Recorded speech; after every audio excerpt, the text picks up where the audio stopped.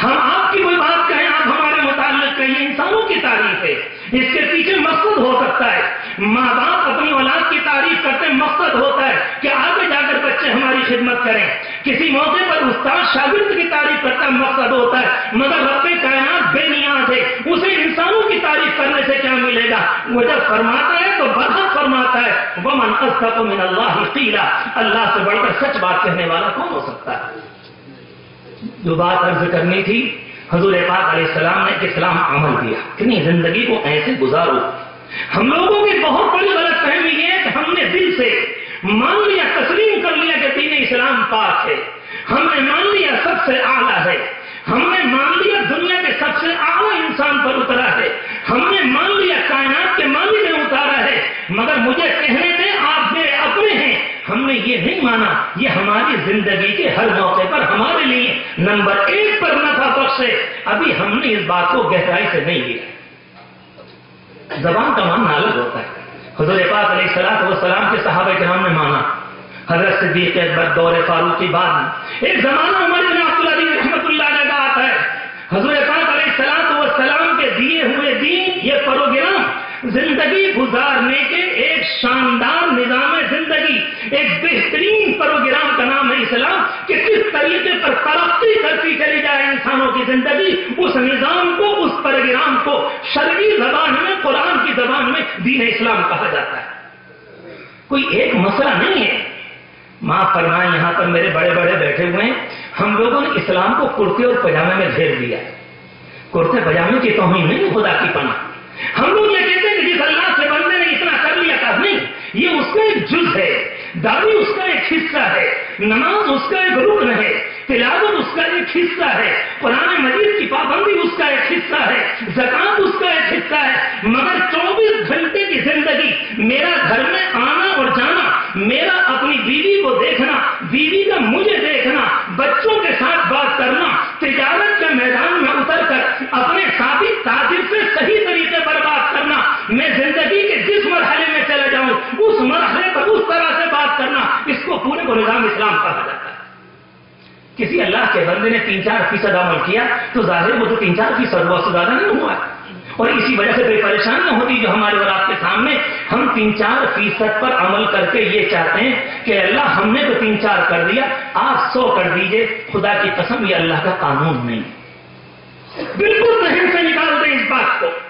जब कभी उम्मत के हालात टूटते और परेशानी आती है, कहीं पर कोई उस्ताद पड़ती है, कहीं कोई जालिम बादशाह किसी मुल्क को तहस नहस करने पर तुल जाता है, जब कहीं हम सुनते हैं कि लाशों के लाश अंबार लग गए, हम सुनते हैं किसी मौके पर इज्जत और आबरू से खिलवाड़ किया गया, उस मौके पर थोड़ा सा अमल किया, थोड़ी सी तिलावत की, 2 रकअत नमाज पढ़ी, कुछ पाबंदी हो गई, कुछ तस्बीहात हो गई, कुछ जिक्र का अंदर बैठ गए, और उसके बाद रब्बुल आलमीन से मुतालबा करते हैं कि मालिक इसे सुबह शाम को तबाह कर दीजिए। याद रखें, रब्बुल आलमीन का यह कानून नहीं, ये पूरे कुरान में कानून नहीं। ये उलमाए किराम मौजूद है, ये भी इसकी गवाही देंगे इंशाअल्लाह कि मैंने आपसे कहने में कोई गलती नहीं की।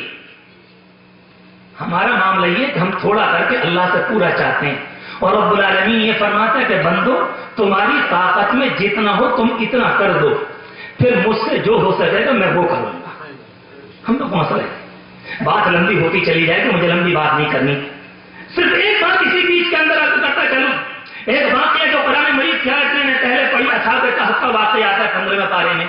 हमसे कहा जाता है कि जुमे की नमाज से पहले हर मुसलमान बंदी और बंदी को पढ़नी चाहिए।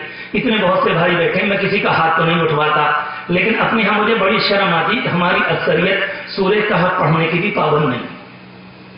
आप मालूम कर लो कितने भाई बैठे, हालांकि उसकी यह खासियत है, जो कोई अल्लाह का बंदा उसे पढ़ेगा वो दज्जाल के फितने से बच जाएगा, अल्लाह उसको बचा लेगा। दज्जाल का फितना सबसे खतरनाक है। हुजूर पाक अलैहिस्सलाम ने सबसे ज्यादा उससे पनाह मांगी। छोटे छोटे फितने आ रहे हैं, हम अपने किसी भाई से कहते हैं तो कहते हैं इंशाअल्लाह हम बच जाएंगे। हम मिसाल के तौर पर कहते हैं टेलीविजन का फितना आया, हम में कोई बचा? बिरु फिल्मों का फितना आया, हम में से कोई बचा? मोबाइल के ऊपर गंदी फिल्में आई, हम में से कोई बचा? मुझे कोई एक मैदान बता दीजिए उम्मत का कि उम्मत ने खड़े होकर यह कह दिया हो कि इस मैदान में शैतान को फेल कर दिया, इस मैदान में हम कामयाब हो गए। मुझे वो मैदान नजर नहीं आता। नया फितना आता है, पहले हम फेल हो जाते हैं, नया फितना आता है, पहले हम फेल हो जाते हैं, नया फितना आता है, पहले हम फेल हो जाते हैं। اب تو اتنی خبریں سننے کو مل رہی کہ خدا کی پناہ کہ نوجوان کو جب سکون نہیں ملا تو اس نے زہر کی گولی کھا لی، اس نے اپنے آپ کو شوٹ کر لیا، کسی نے اپنے آپ کو پھانسی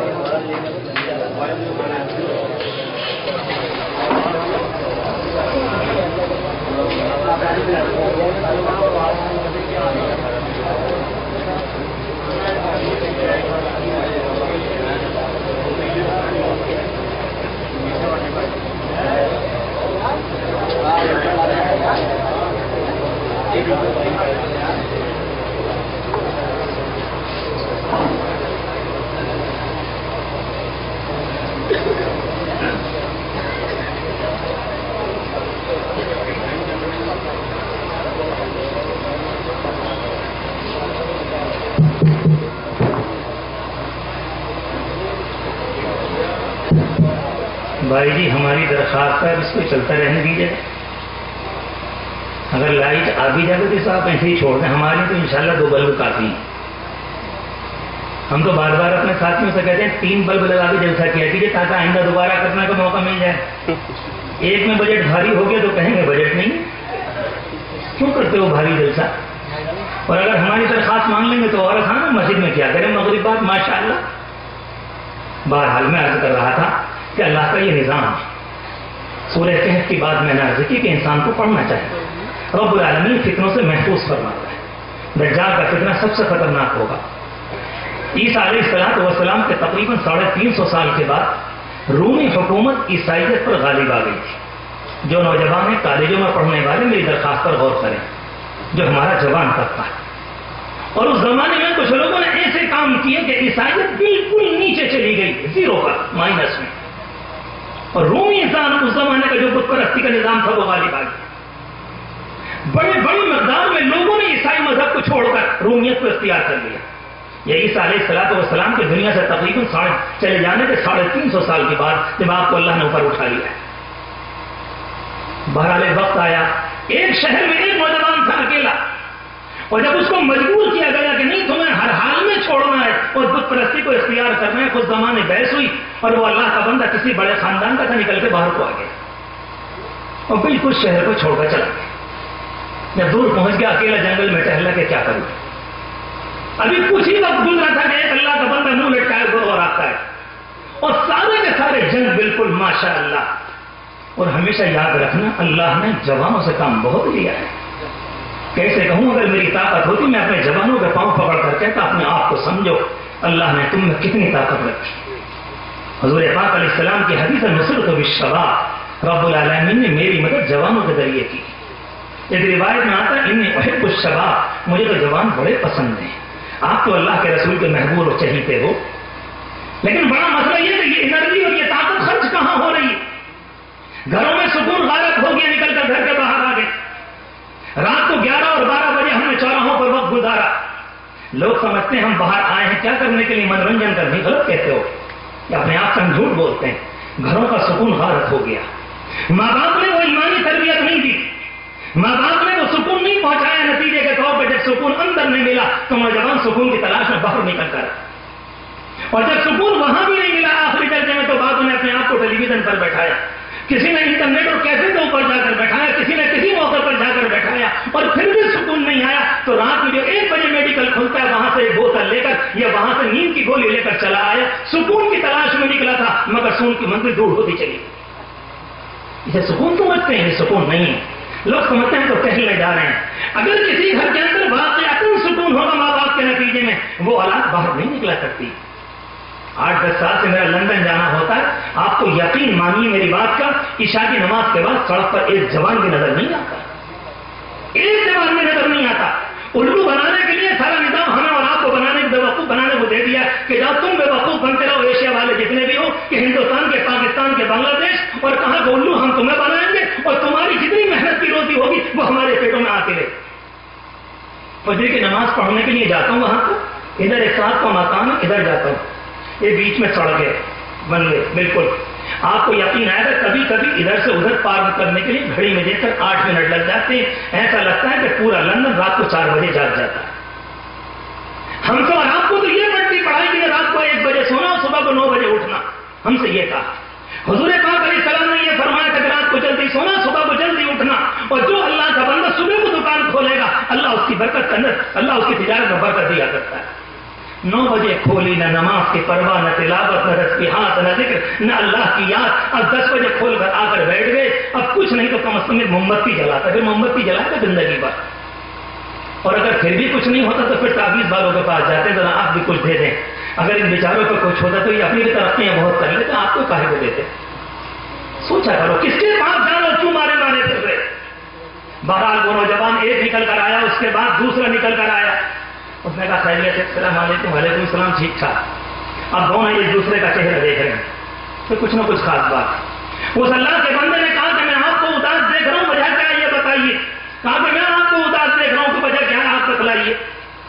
कहा बात ऐसी है, कहा झूठ बोलना मेरे मिजाज में नहीं है कि इस जमाने में जो रूमी तहजीब आई है ये कुफ्र के ऊपर मबनी है, ये मुशरिकाना तहजीब है, ये बुत परस्ती की तहजीब है, और मैं ईसा अलैहिस्सलाम के दीन का सच्चा मानने वाला हूं, लिहाजा मैं इसे कबूल नहीं करता। मेरी तबीयत नहीं मानती थी, दुनिया पर मैं निकल कर बाहर आ गया। वो अल्लाह का बंदा कहता अल्लाह तुझे जज़ाए खैर दे, दिल का यही दर्द मुझे भी लेकर आए। अभी तक एक अल्लाह का बंदा था, 2 हो गए, उसके बाद एक तीसरा, चौथा, 5वां, 6ठा, 7वां, कुल मिलाकर 6-7 नौजवान निकल कर आए बाहर को कि मसला क्या है। बुनियादी तौर पर एक मसला है, हमें कुफ्र की तहजीब कबूल नहीं। मैं अपने जवानों से कहना चाहता हूं अगर किसी मौके पर कोई बात कही जाए तो बड़ी आसानी से बहाना और हिला साजी के तौर पर कहते हैं साहब हम क्या कर सकते हैं, हम कौन सा परिवर्तन ला सकते हैं, हम कौन सा इंकलाब बर्पा कर सकते हैं, हम क्या चेंजिंग दुनिया में लेकर आए, हम क्या कर सकते हैं, हमारे हाथ में कुछ नहीं। आज भी उसी का जवाब आपको देकर जाऊंगा इंशाअल्लाह। अपने आप भी और आपको भी कुछ नहीं कर सकते तो कम से कम गंदी सोसाइटी से तो हट सकते हो। ताश की मजलिस में कौन खींच कर लाया? झूठ बोलने पर किसने मजबूर किया?